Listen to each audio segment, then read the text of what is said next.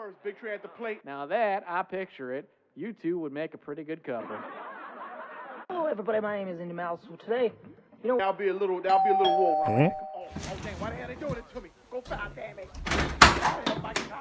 Special delivery. Oh, thanks, I guess. Bye. Keep him here first. Get out. 0-0. Come on.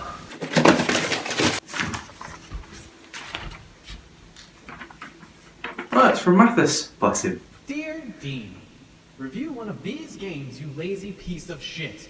Now you have no excuse. Love, Mathas. Who the fuck's in here?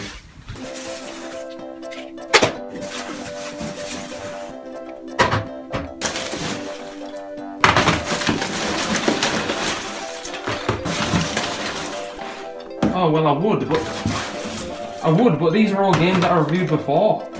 Well, thanks, Mathas, but you're a dumb fuck because I've reviewed all those games.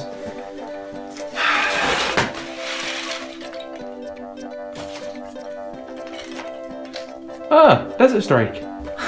I remember this game as a kid. It's actually one of the hardest games I've ever played, and a lot of that has to do with the story.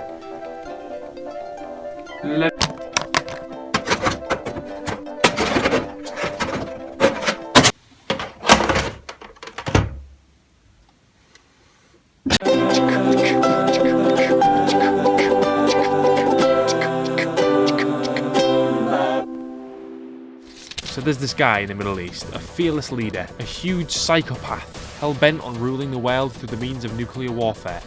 General Killbab.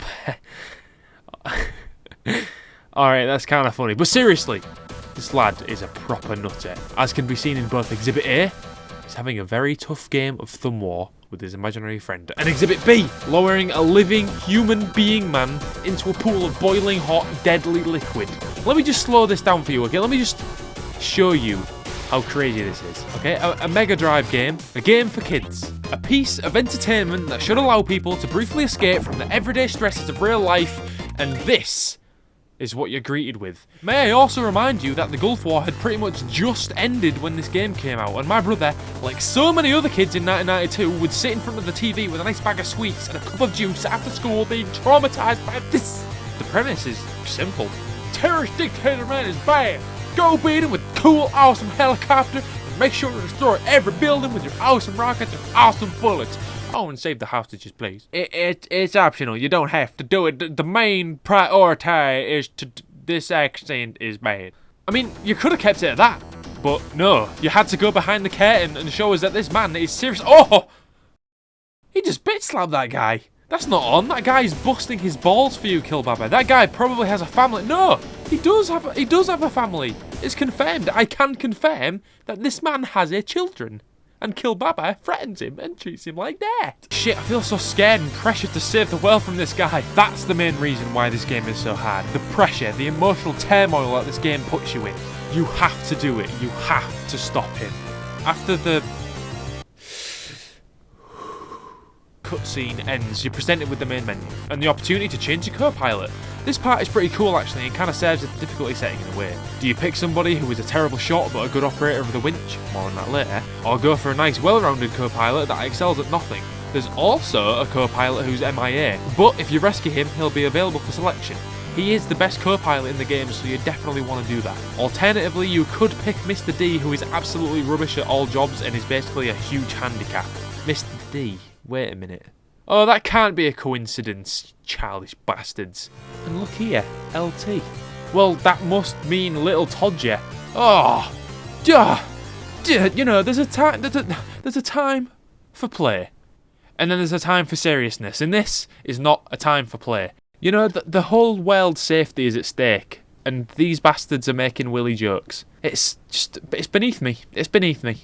Then again, I made up little Todger, so maybe it's not. It's probably not. It's not. Anyway, the game starts up and you lift off from your freighter. Whoa. This thing is a... Whoa. Oh, Jesus, the controls are ass. You have 3 options in the menu with momentum, from cockpit or from above. None of them feel particularly pleasant though, so I just play with the default. So once you lift off from your freighter and you... to the sandy plains of unnamed fictional Gulf state, you'll quickly come across either a tiny little man thinking he can take down a helicopter by himself. Oh, it's too much Call of Duty, mate. Pack it in. I don't want to have to do this. Die, you dog. Oh, I'm sorry it's come to this nondescript accent, man. What is war? Why do we fight? How can there be victories when we lose so many brave, innocent lives? War is a path taken by the weak, and fighting is reserved only for the lost.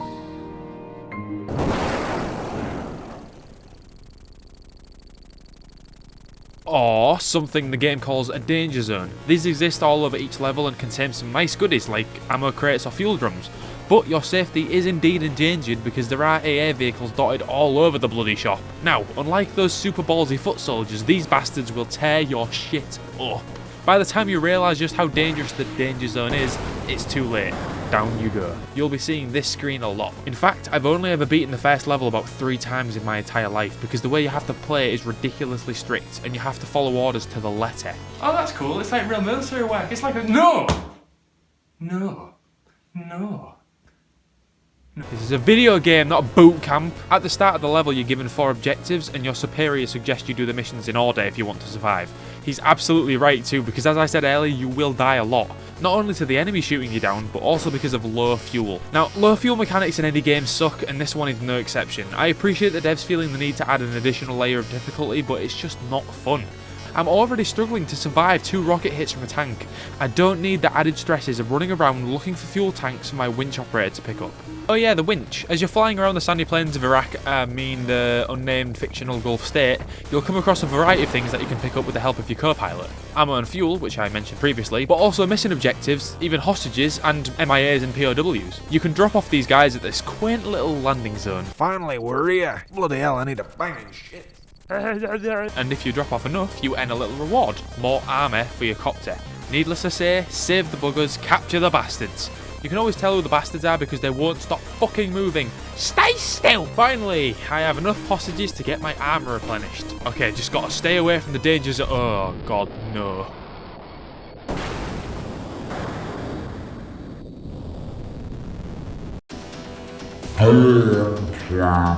Memories just come flooding back.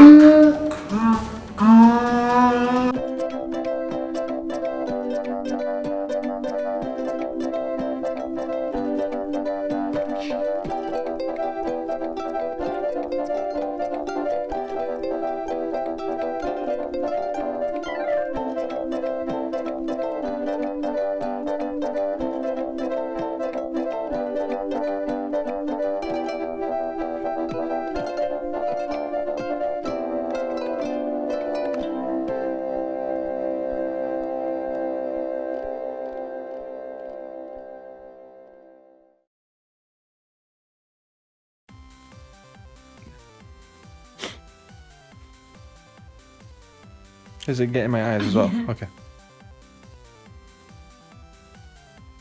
Who knocking at my door?